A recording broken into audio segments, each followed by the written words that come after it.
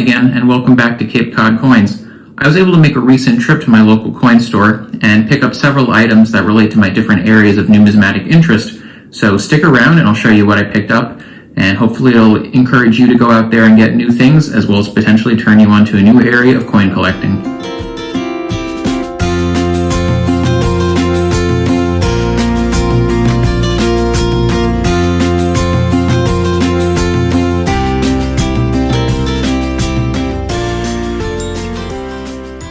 I'll be showing off my recent purchases, starting with the items that are of lesser value, though that doesn't mean they're of lesser sentimentality.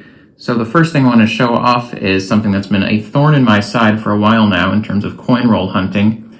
I've been doing penny boxes for about 2 years and finally decided to bite the bullet and just purchase a 1960p small date, as you can see here.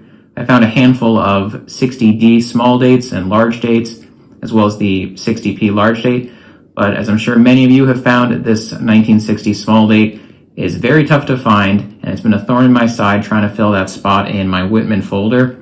So I'm happy to finally get this. Even if it only cost a couple of dollars, it'll fill that spot in my folder. I'll continue to look for some, but happy to have that definitely.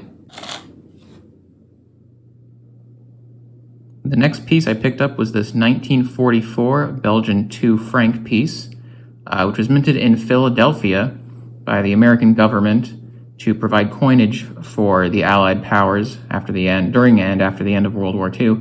And what's interesting numismatically about this is it was made on the same steel planchets that were used for the 1943 steel cent that we had here in the States. And it's believed that when there is a 1944 steel cent in error, that's because these planchets were still being used for these Belgian coins.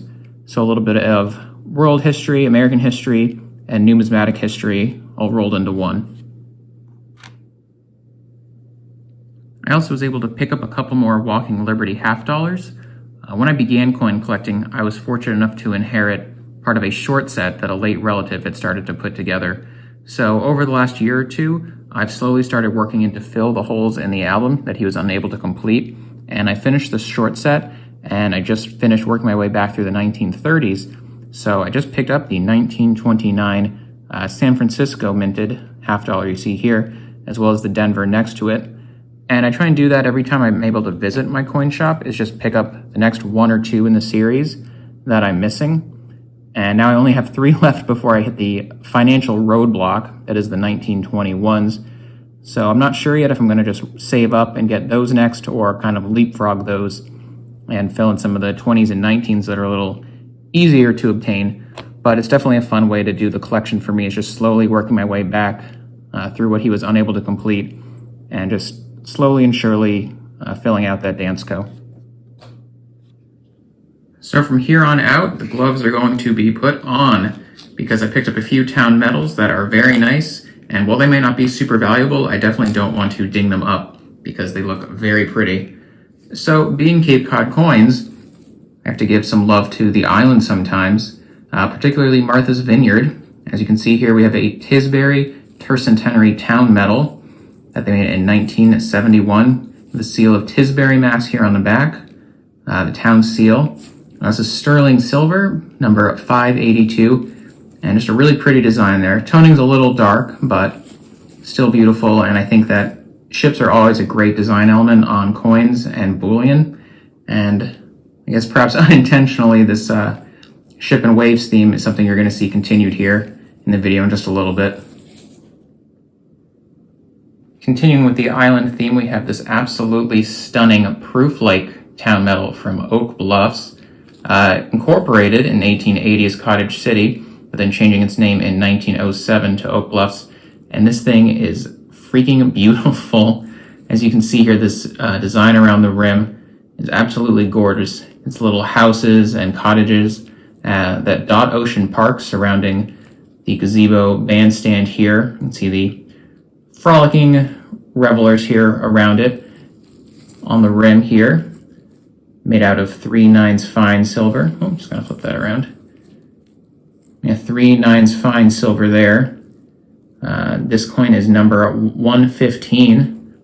And then on the back, that really, really beautiful design of the Active, which was a train that ran from Oak Bluffs to Edgartown for only a brief period of time, I think from 1874 to 1896. But transportation always a great theme on coins, and I know this is showing up pretty well on camera, but just how deep this design is and how well imprinted it is in here is beautiful.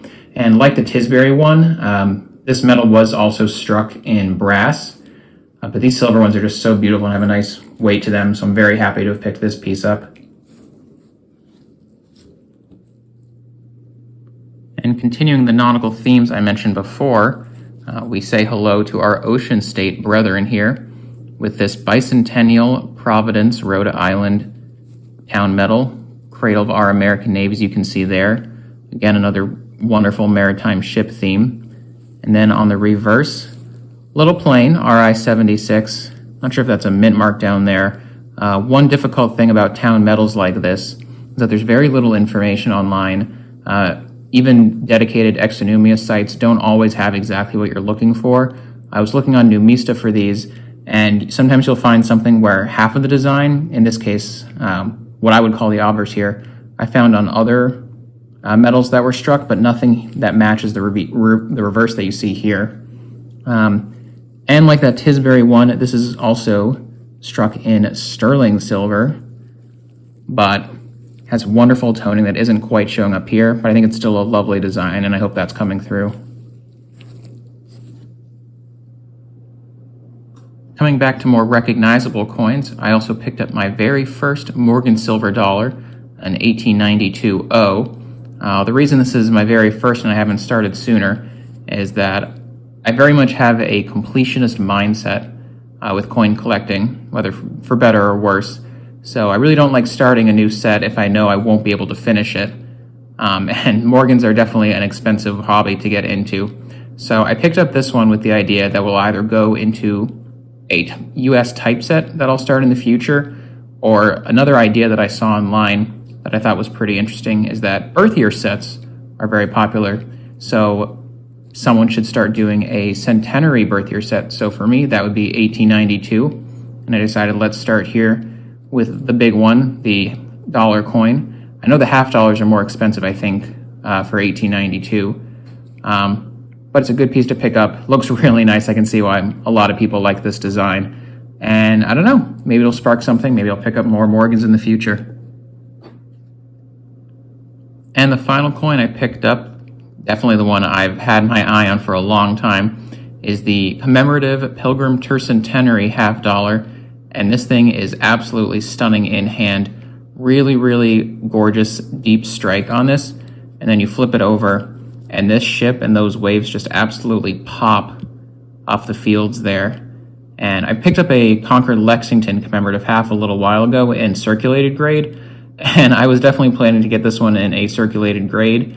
But if you've ever seen this design in hand, you're definitely going to pony up a little bit more once you see that reverse and just how well this coin was struck and how well that design fits on it.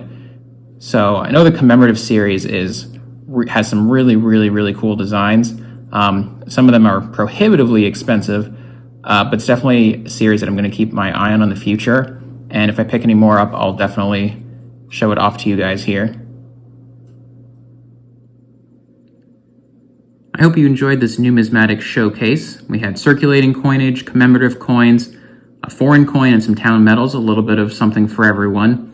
Let me know if you enjoyed the video down below. Due to the financial investment this represents, it's obviously a type of video I can't do as often as, say, coin roll hunting, but I definitely enjoy showing off what I'm able to pick up when I can, and I'd love to bring you more of this content in the future. So give this video a like, subscribe if you want more, and we'll see you next time here at Cape Cod Coins.